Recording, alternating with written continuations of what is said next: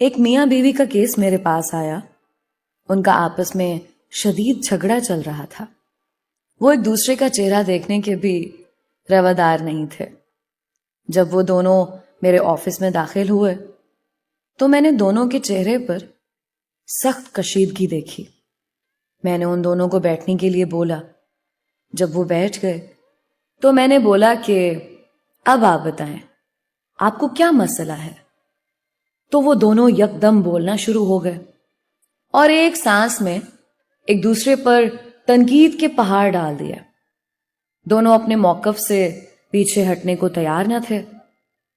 میں نے ان دونوں کو اپنے دل کی بھڑاس نکالنے دی اور چپ کر کے ان کی لڑائی ختم ہونے کا انتظار کرنے لگا. جب دونوں بول بول کر تنگ آ گئے تو میں نے انہیں بولا کہ اچھا یہ تو لڑائی اور خامیوں والی کہانی ہو گئی. اب ایک دوسرے کی خوبیاں بیان کرو. تم دونوں کو ایک دوسرے میں کیا کیا باتیں پسند ہیں؟ دونوں بالکل خاموش ہو گئے. بہت دیر تک دونوں نے کچھ نہیں بولا.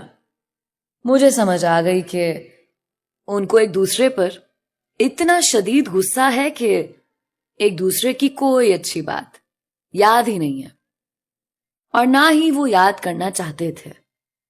میں نے ایک ایک کاغذ اور پین دونوں کو تھما دیا اور میاں بیوی کو بولا کہ اپنے اپنے کاغذ پر ایک دوسرے کی خوبیاں تحریر کرو. ایک دفعہ پھر بہت دیر دونوں نے کچھ بھی نہ لکھا اور غصہ ان کے چہروں پر عیاں تھا. بہت دیر کے بعد خاوند نے جیسے ہی اپنے کاغذ پر کچھ لکھنا شروع کیا تو ایک دم ہی اس کی بیگم بھی تیز تیز اپنے کاغذ پر کچھ لکھنے لگ گئی. لگ رہا تھا کہ ابھی بھی دونوں مقابلے پر اپنا اپنا کاغذ بھرنے بیٹھ گئے ہیں. جب انہوں نے لکھ لیا تو بیوی نے اپنا کاغذ مجھے تھمایا. میں نے اسے واپس کرتے ہوئے بولا کہ اسے اپنے شوہر کو دو, وہ خود ہی پڑھے گا. بیوی نے اسے دے دیا اور اس کا کاغذ لے لیا. دونوں نے پڑھنا شروع کیا اور تھوڑی دیر بعد بیوی کی آنکھوں سے آنسو جاری ہو گئے. وہ دونوں ایک دوسرے کی تعریفیں پڑھ کر بہت خوش ہوئے. کمرے کی فضا ایک دم تبدیل ہو گئی تھی. ایسے لگ رہا تھا جیسے ان دونوں کی کبھی لڑائی ہی نہ ہوئی ہو.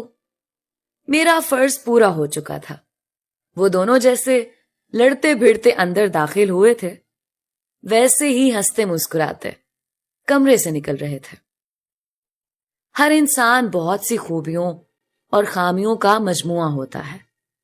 اگر ہم دوسروں کے عیب تلاش کرنے لگ جائیں تو ان کی اور اپنی زندگی عذاب بنا لیں, اور اگر ہم ہر ایک کی خوبیوں کو اپنی توجہ کا مرکز بنا لیں تو اپنی اور دوسروں کی زندگی آسان بنا دیں. اب یہ ہم پر منحصر ہے کہ صرف خامیوں کو دیکھنا ہے یا خوبیوں کو بھی, اور زندگی کو جنت بنانا ہے یا جہنم. فیصلہ آپ کا ہے دوستو.